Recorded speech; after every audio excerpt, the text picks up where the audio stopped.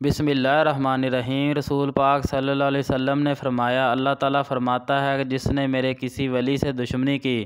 اسے میری طرف سے اعلان جنگ ہے۔ میرا بندہ جن عبادتوں سے میرا قرب حاصل کرتا ہے اور کوئی عبادت مجھ کو اس سے زیادہ پسند نہیں ہے جو میں نے اس پر فرض کی ہے، یعنی فرائض مجھ کو بہت زیادہ پسند ہیں، جیسے نماز، روزہ، حج، زکوٰۃ، اور میرا بندہ فرض ادا کرنے کے بعد نفل عبادتیں کر کے مجھ سے اتنا نزدیک ہو جاتا ہے کہ میں اس سے محبت کرنے لگ جاتا ہوں۔ پھر جب میں اس سے محبت کرنے لگ جاتا ہوں تو میں اس کا کان بن جاتا ہوں جس سے وہ سنتا ہے، اس کی آنکھ بن جاتا ہوں جس سے وہ دیکھتا ہے، اس کا ہاتھ بن جاتا ہوں جس سے وہ پکڑتا ہے،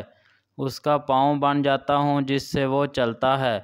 اور اگر وہ مجھ سے مانگتا ہے تو میں اسے دیتا ہوں۔ اگر وہ کسی دشمن یا شیطان سے میری پناہ طلب کرتا ہے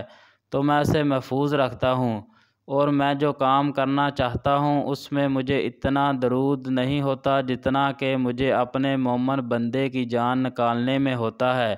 وہ تو موت کو بجا تکلیف جسمانی کے پسند نہیں کرتا اور مجھ کو بھی اسے تکلیف دینا برا لگتا ہے۔ اگر حدیث اچھی لگی ہو تو چینل کو ضرور سبسکرائب کریں۔